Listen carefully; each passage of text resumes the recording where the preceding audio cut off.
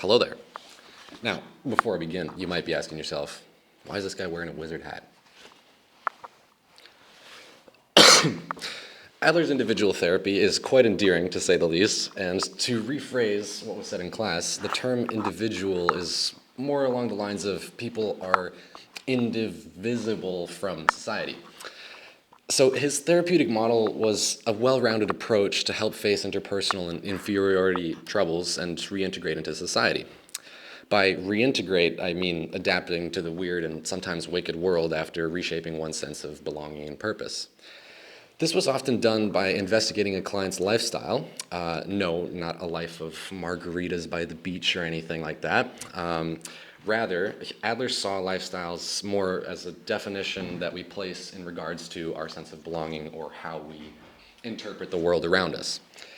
So he figured that since kids develop an idea of how the world works as well as how they fit within it pretty early on, he could work on those same yet slightly adapted notions that our adult selves carried throughout life to establish what he called social interest.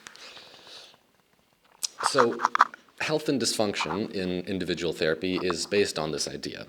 As one finds their purpose or belonging, their empathy towards others along this path determines their degree of social interest. By taking interest in community, one might develop a healthier lifestyle. Those with a disinterest, however, are considered unhealthy as it is likely a problem of inferiority that doesn't give way for empathic connection. An emphasis is placed on changing narratives and striving for improvement, which is greatly reflected in the soft deterministic nature of Adler's lifestyle. See what I did there? Didn't know if it quite landed, but you get the idea.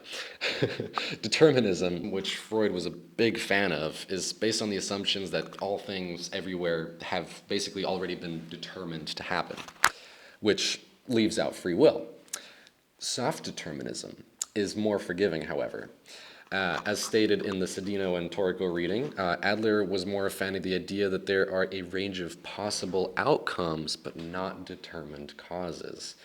The way his life unfolded and his attitudes toward change reflect this notion. His life was not off to a great start, really, having almost died many times and facing troubles in school. He succeeded against all odds. This boy with rickets got run over by a damn horse-drawn carriage and still managed to be one of the most influential figures in psychology. By taking into account certain aspects of the past and present, such as familial dynamics, recollections, and lifestyle, the therapist may considerately reorient the client based on these themes towards a healthier model that reflects their need to belong. So, where I stand is that individual therapy is a great holistic approach for dealing with disturbances relating to societal pressure and aiding one in engaging with their community. Upon learning about individual therapy, I was struck by how much of a focus there was on social involvement.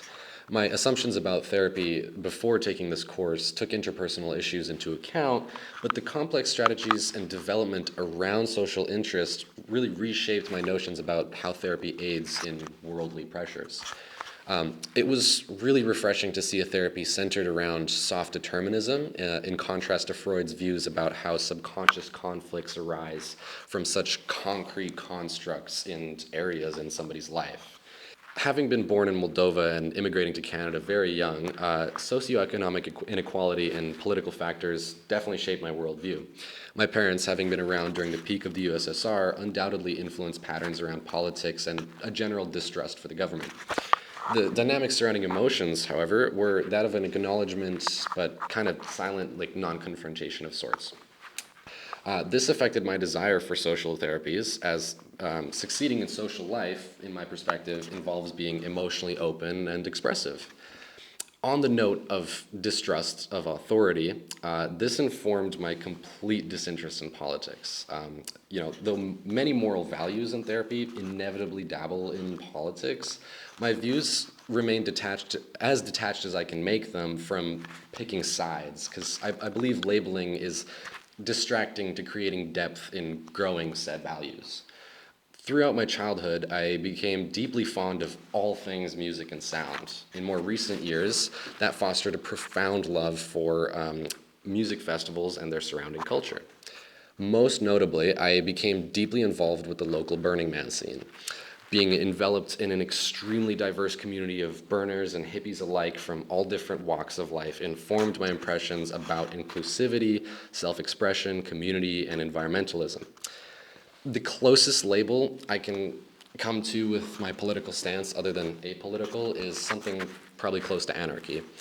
Though I know my disillusionment of hierarchical power systems is not necessarily attainable, my stance makes me very open and receptive to the ever-present issues in the hierarchical order that we live in, because issues exist on every axis of the political world, which for me only creates empathy and understanding.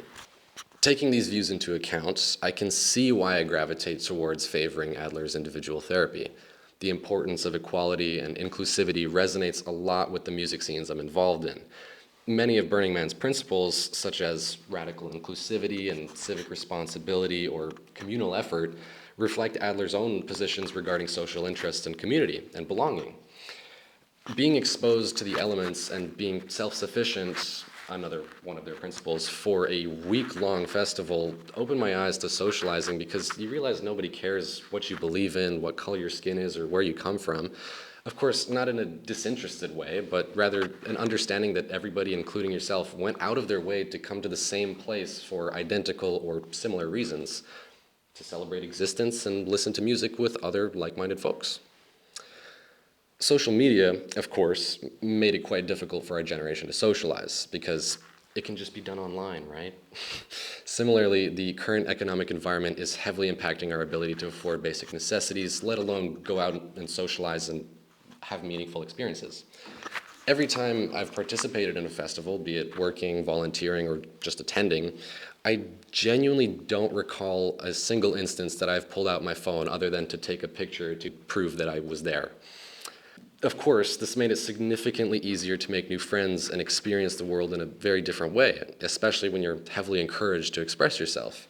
When you're comfortable in your own clothes and skin, knowing everybody else is doing their darndest to do the same, you can really see people glow, which makes approaching people, even just to say hi or compliment their really vibrant outfit, alarmingly easy. And it feels genuine, too. Regardless of upbringing and festival scene exposure, I believe individual therapy's morals stand on a good foundation and are relevant to our time. In this counseling course, it was mentioned that the driving force in individual therapy is striving for perfection. It actively aims to alleviate various social pressures, oppression, discrimination, beauty standards, and the like. They all create illusions of inadequacy or difference. Motivation, reinforcement, and task setting with a therapist who is aware of and cares about the dynamic between themselves and the client, for this reason, is quite valuable. It can be said that investigating a client's lifestyle and familial dynamics, however, might not be as useful in developing a sense of belonging. And to that extent, I agree.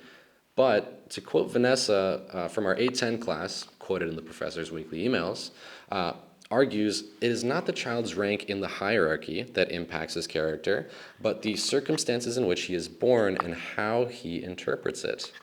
This aptly follows Adler's beliefs surrounding therapeutic development. Although it may or may not be relevant, it gives room for the client to evaluate that for themselves, and the therapist both interpretive material to assess a plan and potential indication of trust and movement between them regardless.